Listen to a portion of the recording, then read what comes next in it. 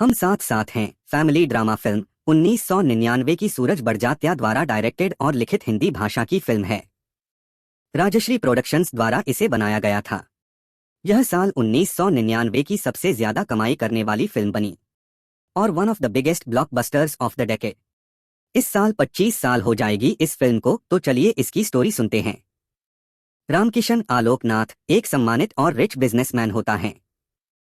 उनके 3 बेटे होते हैं, विवेक, मोहनीश बहल, प्रेम, सलमान खान, विनोद, सैफ अली खान और एक बेटी संगीता, नीलम होती है। रामकिशन तीनों बेटों और पत्नी ममता, रीमा लागू के साथ एक घर में रहते हैं। विवेक रामकिशन और फर्स्ट वाइफ का बेटा होता है। उसे उसकी सौतेली मां ममता, रामकिशन की दूसरी पत्नी, ने पाला होता है। ममता प्रेम, संगीता और विनोद की सगी मां होती है, लेकिन वह विवेक को भी उतना ही प्यार देती है जितना अपने बच्चों से करती है। संगीता ससुराल में रहती है अपने पति आनंद, महेश ठाकुर और बेटी राधिका, जोया अफरोज के साथ। संगीता के ससुराल में आनंद के बड़े भाई अनुराग, भाभी ज्योति और 2 भतीजे राजू, बबलू भी हैं। विवेक रामकिशन का बिजनेस चलाने में इंपॉर्टेंट रोल निभाता है। बचपन में एक एक्सीडेंट में विवेक अपने भाइयों को बचाते हुए एक हाथ से पैरालाइज्ड हो गया था। इस कारण से उसकी शादी में भी काफी परेशानी हो रही थी।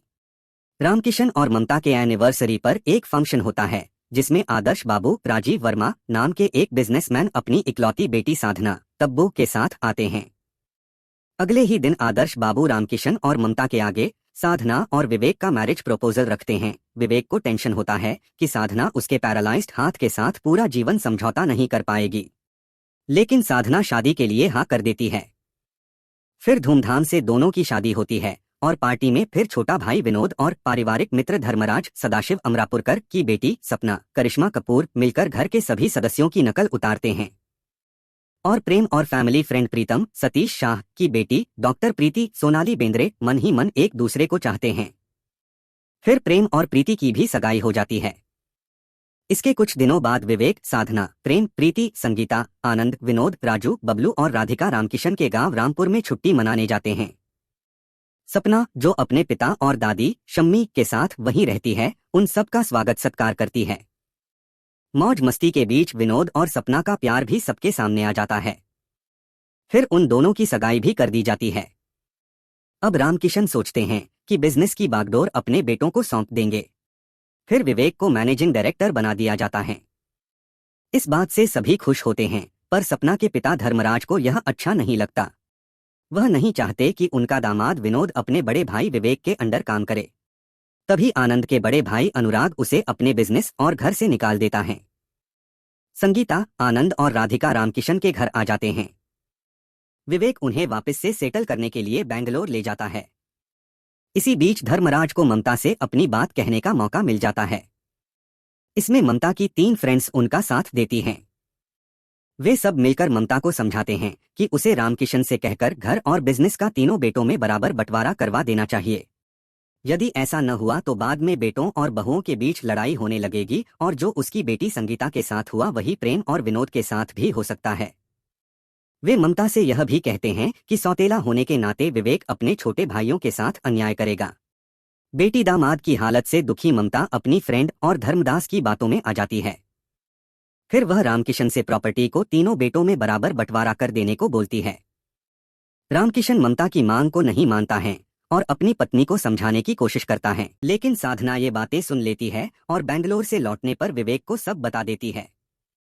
फिर विवेक डिसीजन लेता है कि अब मैनेजिंग डायरेक्टर प्रेम बनेगा और वह खुद साधना के साथ रामपुर में रहेगा, जिससे ममता की टेंशन खत्म हो जाए। यह सुनकर विनोद भी विवेक और साधना के साथ जाने का फैसला कर लेता है। तीनों घर से रवाना हो जाते हैं। प्रेम उस समय विदेश में होने के कारण इन बातों से अनजान रहता है। रामपुर पहुंचने के कुछ समय बाद ही यह पता चलता है कि साधना प्रेग्नेंट है। इस बीच प्रेम विदेश से लौट आता है और विवेक को वापस ले जाने की कोशिश करता है। विवेक के मना कर देने पर प्रेम अनिच्छा से मैनेजिंग डायरेक्टर बन जाता है, लेकिन वह अपनी मां ममता के आगे कसम लेता है कि विवेक और साधना की जगह वह कभी नहीं लेगा और उनके घर लौटने तक वह शादी भी नहीं करेगा।